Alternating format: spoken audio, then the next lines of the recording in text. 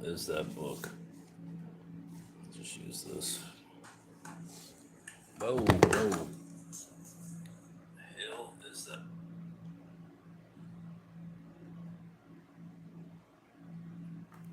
All right, bros. We are back with The World of Keane by Walter Keane. The formerly purported artist of the big-eyed children paintings. But according to many sources, he is now considered not the artist. But Margaret was the artist, but I'm not sure if that's totally true. I think there's some kind of scam going on with all that. Chapter 19, A Call from Above. I love how this font's so small. It's awful. In low spirit, pensive at times, alone in my studio, bent over painting, unaware of time. Colette was no longer there at 3 a.m., with a hot tub bathing me, blotting me dry, and putting me to bed. She would massage my tired right arm, shoulder, and back, and hold me in her arms until I fell asleep. You know what this is? This is the last time you're ever talking to my channel. Piece of shit. That's what it is. Bye, bitch.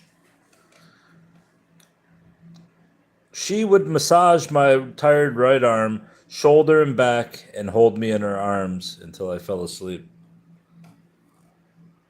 What's up, bruv? I don't know what that means. Probably the same person. Weeks passed. I was seeing no one. On rare occasion, I would walk along the water's edge at times, sitting on a rock, as though my eyes were directed on an object in the sunset where the sky and ocean meet. My mind and heart would often hear and feel the warmth of grandmother's words. She was my higher power in her beautiful place in heaven. On one occasion, as if I were mesmerized, she explained how, along with many of the great artists, writers, painters, and poets, they had brought into existence their own group of talented, creative people, and their gang often observed and admired me at work. Grandmother's words were my encouragement and strength in times like this. My vision in hand were back with my brush. My vision in hand were back with my brush. That's an odd phrasing. I was marveling at my great work like a sacredness as each child came alive on my canvas. The emotion within me was something awe-inspiring. Letters, telegrams, and phone messages were stacked up. Barbara would say, "Attention must be given to these."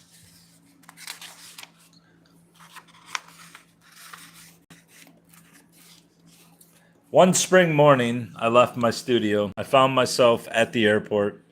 The passenger service representative of United Airlines came into the VIP lounge in San Francisco to congratulate me on receiving my 500,000 miler certificate.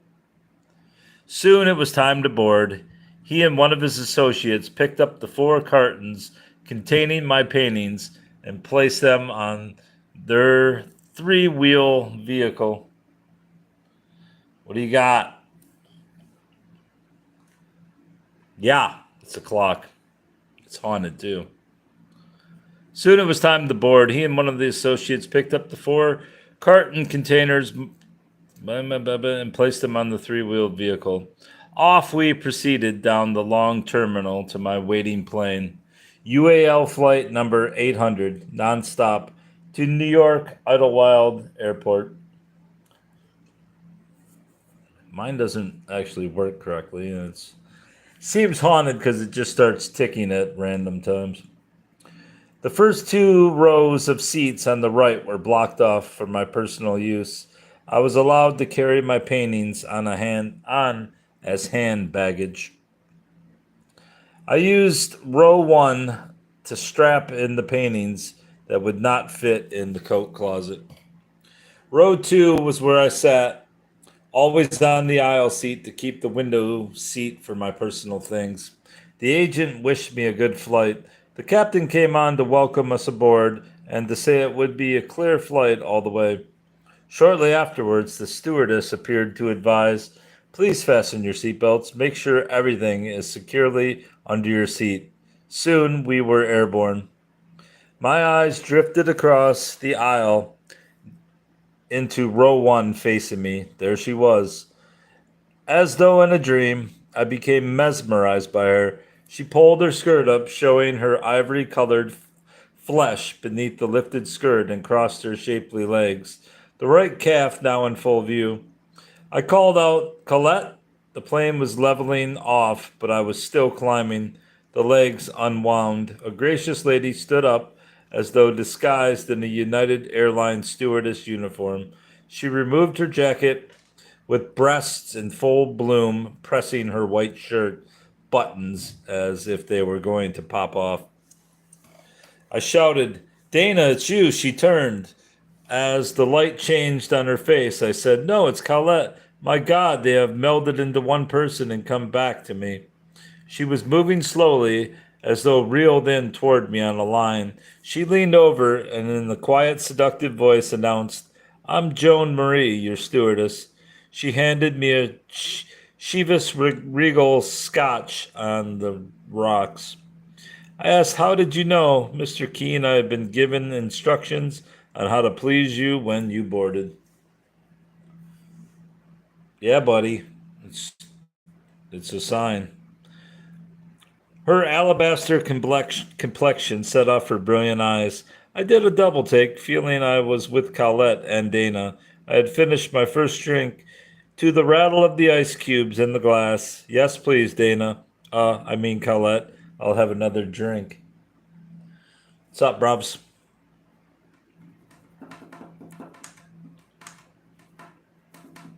She leaned over the second time, requesting or repeating, "I'm Joan Marie." Her blue eyes speared me each time she passed. I invited her to sit with me. She responded, "I will have to be on the aisle in case a passenger rings." I moved to the window seat. We had immediate eye contact. My eyes never left the raving beauty. From her forehead to the chin, there was not a flaw. Well formed, straight nose, sprinkled with light freckles, Dana's Danish figure, sparkling white teeth, blonde hair, and eyes as blue as the open sea. A passenger rang. Joan Marie excused herself. She exuded self confidence in her every movement. I thought to myself that she had to be the queen of the foreign savages the airline is hiring. The hell does that mean? Joan Marie, I repeated slowly, as if I were tasting her name. She returned for a moment, only to inform me lunch was to be served shortly, and she was needed in the galley. "Bring me a whiskey and a wink," I said, reaching out my arm, "and a kiss." She replied, "On the cheek." Smiling, I said, "I'll wait for better things." Leaning over, she gave me a quick kiss on my lips. "Joe Marie, you have more charm than the law should allow." The lady had a charisma that penetrated the atmosphere around her. She had a radiance like a most rare jewel, clear as a crystal. Sounds like a hoe to me. She just met you. Joan Marie had just completed her job training in Chicago and was based temporarily in New York. Her request for a transfer to the San Francisco base of operation had just been approved. She was sharing an apartment with 3 other airline girls on California Street near Go. She was an artist in her third year at the university when she was accepted by United Airlines to train as a stewardess. With her green and athletic looking broad shouldered body, with her green card, pardon, an athletic looking broad shouldered body, she found an exciting higher life in the skies. Her father was from Argentina, a landscape gardener and large mushroom grower. Her mother was half Russian, half French. Physically strong, powerful lady. Years later, I asked her permission to marry her daughter. She replied, Joan knows what she is doing. Our meeting had been a chance encounter. Only 2 hours before the flight time, she had received her call as a standby to fill in on first class because the chief stewardess was ill. A sick lady brought us together. Each time she passed, her blue eyes winked at me. I was doing some writing when she slid in beside me, announcing lunch was over, and in 1 hour we would be landing at Idlewild Airport. I was wondering to myself how anyone as stunningly beautiful as she could be sitting in the seat next to me. She brought out my adventurous spirit, a flash in my mind. Like Colette, you were made for me, I expressed. Joan Marie, you have captivated me. On your cheek, the rose was born. I took her left hand across her flat stomach under her voluptuous breasts. Holding it in mine and speaking quietly, I whispered, why don't we just disappear for a couple of weeks? Rachel, rather startled, she replied, you do get around, don't you? A real escapist, I'll bet. She left only to return in a few minutes. It had been a tiring flight for her, and she asked permission to remove her shoes. How beautiful those feet without shoes, I commented. Colette, I love you, I said, kissing her honeyed mouth. I wanted to say that I was in love with her, that she had come back to me. A fire raced through my body. Her quiet pride crumbled and arm, and her left arm embraced me. Words flowed from her sensuous lips. Mr. Keane, I am on duty. Please call me Walter. I asked her to join me in New York for dinner. She responded, I have a date with my New York boyfriend. Are you in bondage? I asked. No. Well, what about lunch tomorrow? She nodded her head approvingly. I said the Plaza Hotel dining room at 1. Oh, by the way, I will be having lunch with a friend of mine. You will enjoy meeting him. His name is Tom Wolfe, a creative, ambitious young writer, a genius with words. One day he may write the great American novel. She spoke, Walter, I'll be there. Departing from the plane, I was thinking that I'd forgotten how happy one can be if he is really happy. As the door of the plane opened, 2 UAL employees entered and carried my paintings to a waiting car. As I left the plane, Joan Marie entered and called out. As I left the plane, Joan Marie called out, until tomorrow. Audrey, one of the stewardesses that knew me, whispered, Mr. Keane, Joan Marie really likes you. I thought that loving her would be easier than anything I would ever do.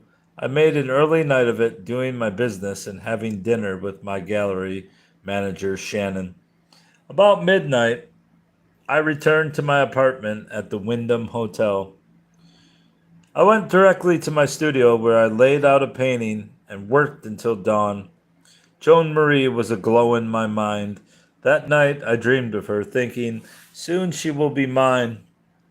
My 11 o'clock wake-up call sounded. Immediately I telephoned Tom, requesting we meet a half hour earlier so we could talk before Joan Marie arrived. Tom asked, who is Joan Marie? A real woman, I responded. I thought if the romance I felt in my heart for her didn't work out, maybe I could adopt her. Tom and I were having our second glass of wine when Joan Marie arrived. Looking at my watch, I commented, you are a prompt young lady.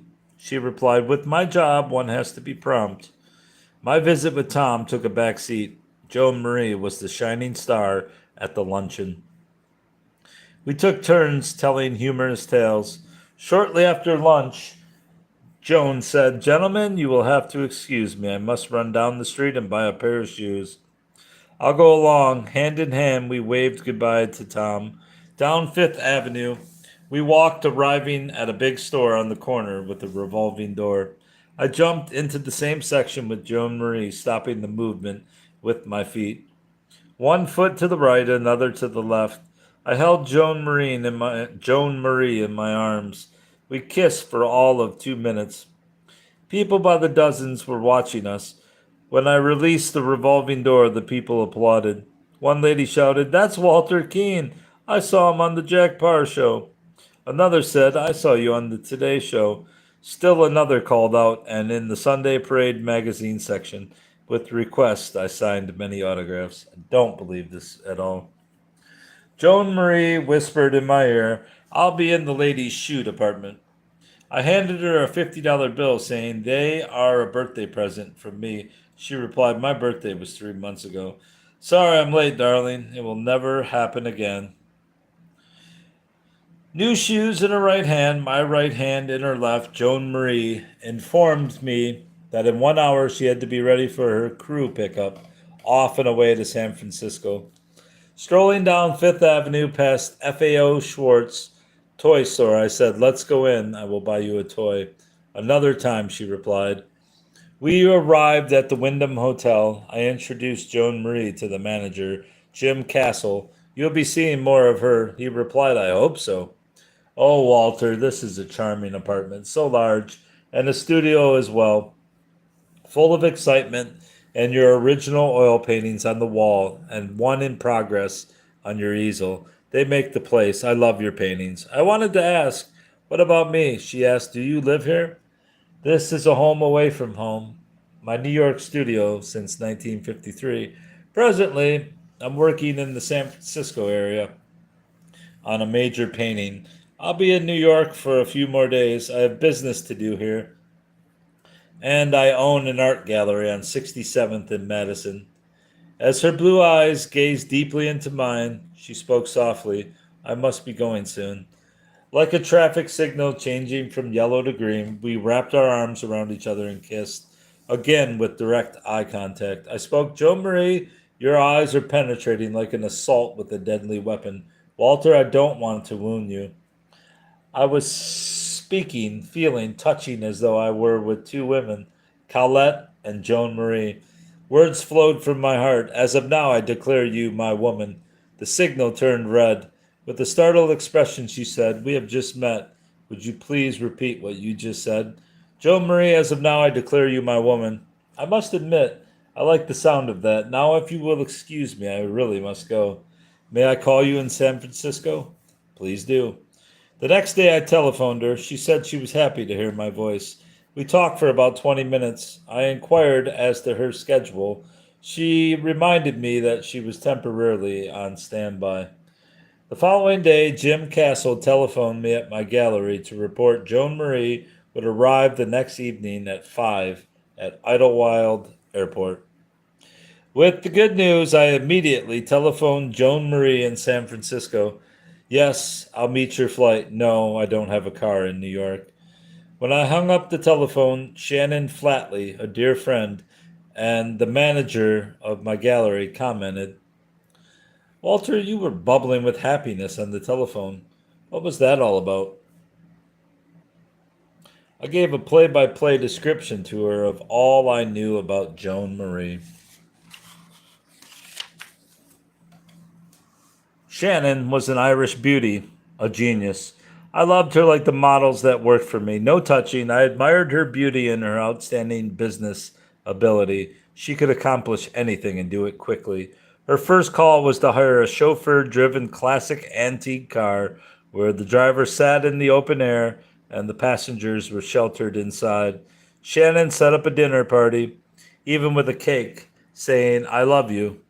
Shannon and her sister Sheila and I arrived at the airport. Sheila was assigned by Big Sister to meet Joan at the crew exit door and to help Joan with her things. Sheila had Joan Marie's description and picked her out instantly. Joan Marie had stopped long enough in the ladies' room to switch from her uniform into a black silk evening dress. The French would say décolletage, wearing a strapless low-cut neckline. An American response would be a real knockout. Sheila, who was 16 years old, came running to the car ahead of my date, shouting, "She's beautiful, what a body." Who the hell is Sheila? Oh, Sheila's the sister. All right, let's see.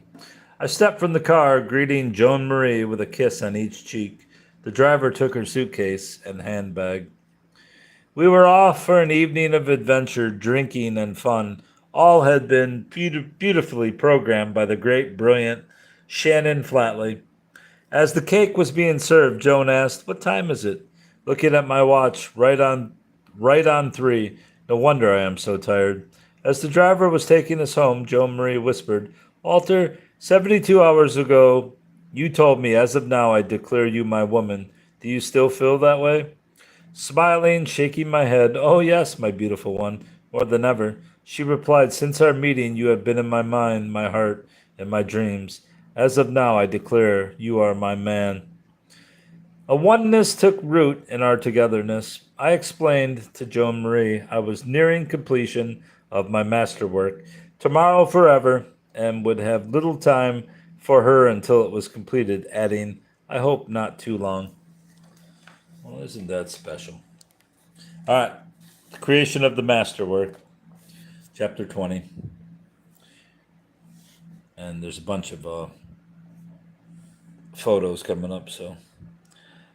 As she always did, grandmother appeared to me at this time of change in my life. She seemed so real that I could almost feel her hand on my shoulder. Grandmother's implied message was always the same, although never clearly stated until now. "My little Walter, we have seen your masterwork. Please tell us in your own words what was in your mind and in your heart when you created Tomorrow Forever." "I will try, grandmother." My mind reaching back into many yesteryears, I began. "Tomorrow Forever. No work of art, a painting, a poem, novel, drama, symphony, ever pops full blown, like a star show from, from the springs of creation. The most magnificent bloom opened slowly from its tight bud, as that bud had awakened,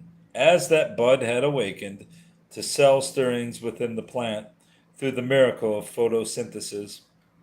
Thus, in a sense, does a masterwork evolve from the bud of an idea, and that idea from a small inner stirring, the awakening perhaps of a long torment impression first implanted en passant by a sight that pleased or shocked.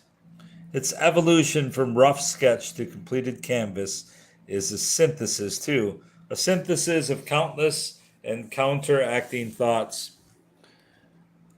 The gestation period, with its alternate moods of pleasure and pain, elation and despair. The sheer act of creating is a joy, but not always unalloyed. Moments of doubt assail the creator. Will this live? An artist's greatest achievement is a work that will survive him, and therein lies a grim irony. True success cannot come during his own lifetime. The idea that eventually became Tomorrow Forever was sown in my unconscious during a visit to Berlin soon after the Second World War.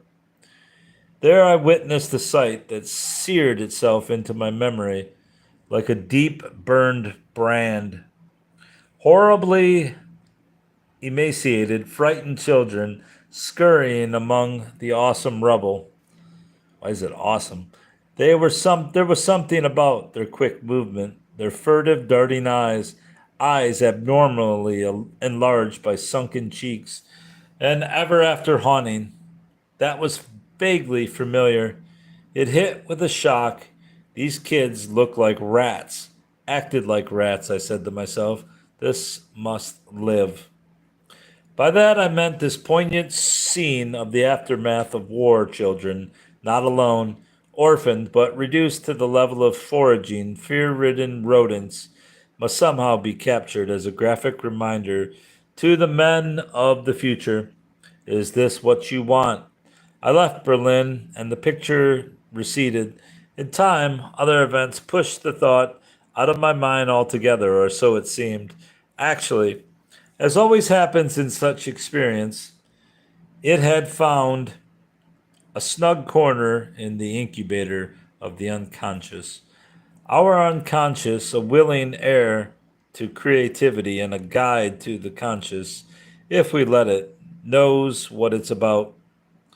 It was well aware that I was not then ready to paint my masterwork, that it had to put me through a grinding course to acquire the needed draftsmanship. Furthermore, it knew the value of a perspective gained by the passage of years, the discipline that comes with a detached view and evokes rather than displays emotion.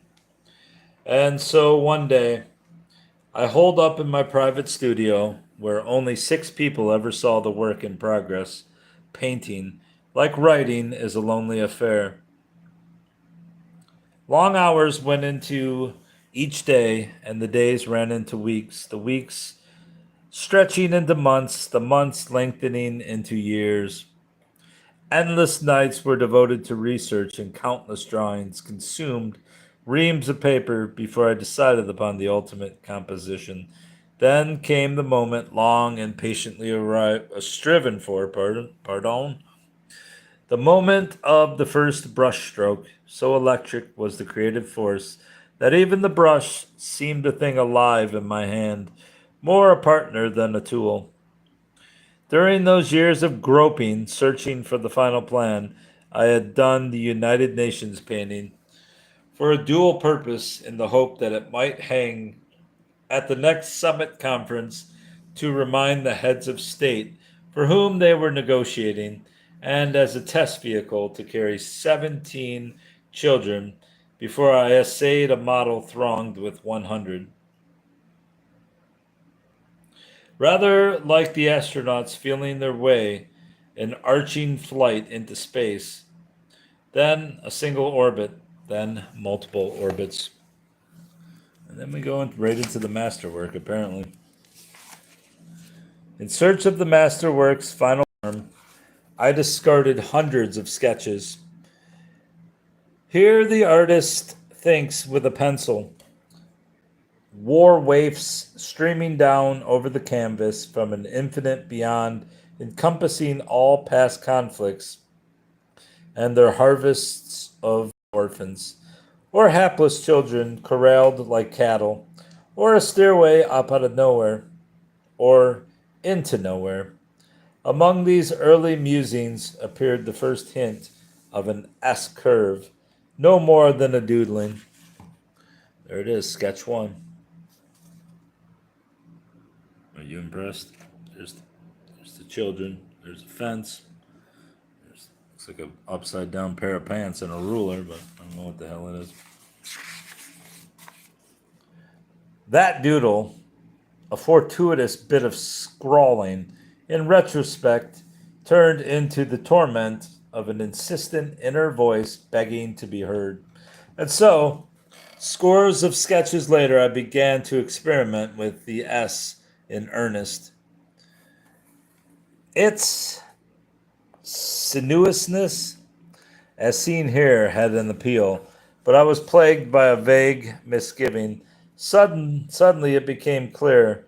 The serpentine motif was a crooked queue of kids working for the doors to open at the Sunday matinee. Maybe fenced in waves offered the deepest meaning after all. There they are. All the little waves. At least according to him, he drew this. The myriad attempts at the fence themed peeled off the sketch pad.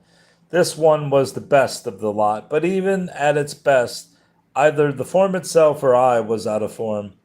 What was wrong? Ah, yes. Orphan's Day at the racetrack. My waves resembled a bunch of kids crowding the rail. The children I paint do not differ from men in their essential needs: understanding, courage, kindness, love. To me, a child is much more than a child. He is my symbol for all humanity. In my masterwork, I wanted to portray the unsolved problems of mankind, all rooted in war, as that vividly remembered sight of the human rats and the rubble of Berlin so poignantly signified. In that sense, the canvas would tell the fateful story of man, but not the great thoroughbred man o' war. This chorale motif was clearly carrying me out of the mainstream. Mainstream? More waifs. Corralled. Kind of looks like a concert.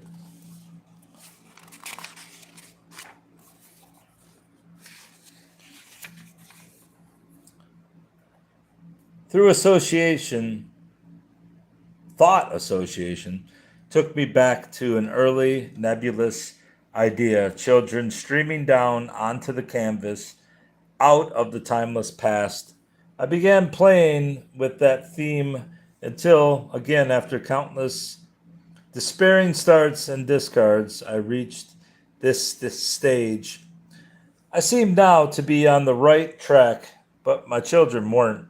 Too much space, open and unbalanced, they were trekking in off a vast desert onto a stairway suspended in mid nothingness. There they are. The children.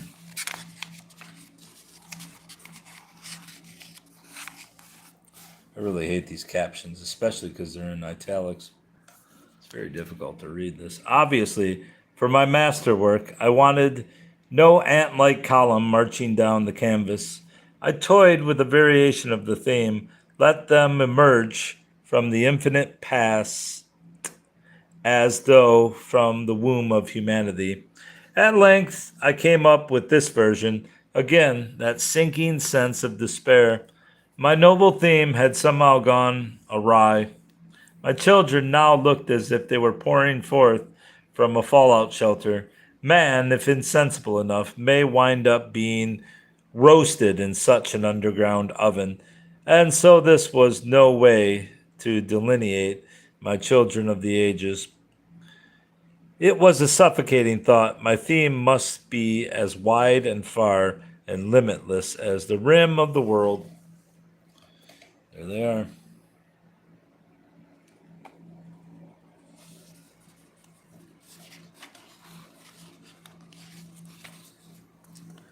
Such a simple thing, but isn't it always so?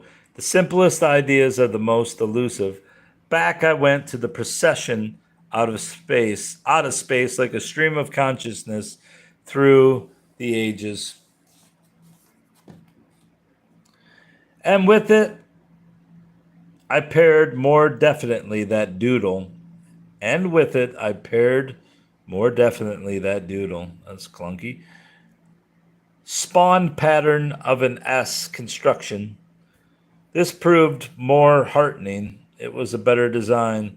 The column had less the aspect of a river of non-entities. Each part was a child and the whole was humanity, but this was only a rough charcoal drawing. The grouping still needed perfecting, along with the S technique.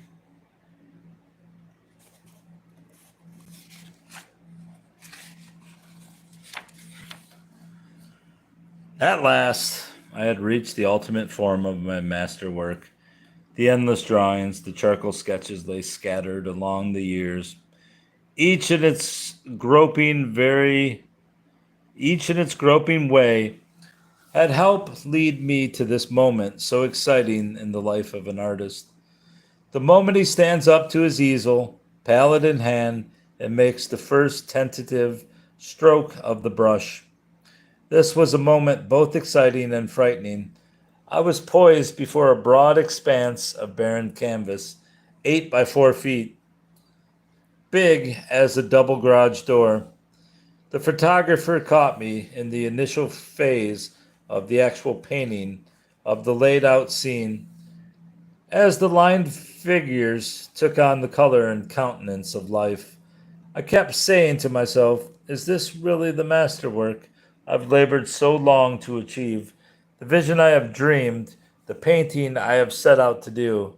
It was difficult to believe I was into it. But there they were, my children of the ages, all the earth's faces commingling, coming toward me from over the horizon.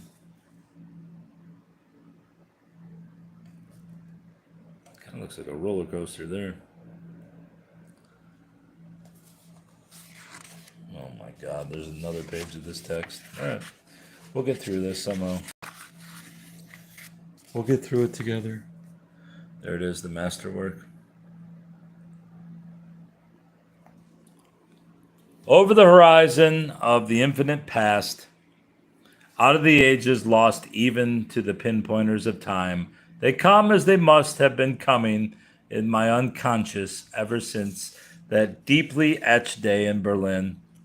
They come in multiplying numbers from the first moment of creation down to the moment that is now, a moment that is a restless fraction of eternity, a moment that must move on into tomorrow's tomorrow, and the tomorrow of that morrow, or into tomorrow forever. Tomorrow's forever. But they are only children. No, not children, mankind. For the child, in the words of Wordsworth, is father of the man. Somewhere in unrecorded time, eons before the earliest civilization, a man planted a seed that became one of these children, and that man owed his being to a seed planted eons before him. The timeless river of life, or in Khalil Gibran's phrase, life's longing for itself. They stand witness that this longing will not be denied, for they journeyed down to the moment that is now through glacial waste and deluge, through plagues on end, yeah, through the most devastating of all malevolent forces, man's own evil. Blessed with a fiber so sturdy, and midway in the passage toward another tomorrow, they should be full of scamper and laughter, as were those children who were their ancestors, yet their eyes that reflect the ecumenical soul, hold an arresting gravity. A wonder, but an ominous wonder, not the innocent, enviable wonder that is the heritage of childhood. Their eyes, so somber and unblinking, may seem to accuse, but no, the case penetrates deeper. Their eyes speak a query all the more unmistakable for its weighty silence. What are the bequeathers of their tomorrow up to? We detect in this melancholy fact of today existence, always an unconscious thing with children, has become a matter of conscious awareness. That glowering overhang of sky seemingly bears the same sort of portent. Like a child of earth, nature in all her myriad moods should be wondrous. The glisten of a morning in spring, the chromatic splash of autumn, wheat in a wind, even the awesome power of a Beethoven storm. A fearful aspect prevails here. The heavens brood over the children walking toward tomorrow. Often in the long haul up from the primordial sea, the skies darkened, threatening many a morrow. But in retrospect, epic beyond epic, how mild was the menace of the knotted club, the catapulted stone, the keen lance, even the black gunpowder compared to the obliterative little nuclear particle. But looking again, isn't that the morning sun on the children in the forefront? Perhaps tomorrow is breaking through. Perhaps the darkly lowering sky is hanging back, even receding, if imperceptibly. 3 children may yet become fathers of men. How comforting this thought. The child going on to play his role as father of the man. Comforting indeed. Years before he became the great emancipator, was not Abe Lincoln a small child? Studying the faces of these children, that one on the right, has he not the features of tomorrow's Gandhi? And this one, the look of Moses. Over there, another Socrates. And here, Maimonides. I don't know how to say that. Those others, a Galileo, a Linnaeus, a Pasteur. Who is that? Caesar? No, the shadow passes an illusion only. For these children, the children of today's universe, given the right response to their mute query, will reclaim their heritage and start scampering toward tomorrow forever. There they are. There they are, bruv.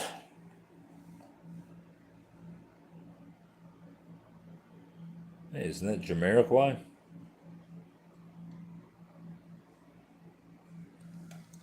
That kid have a mask on?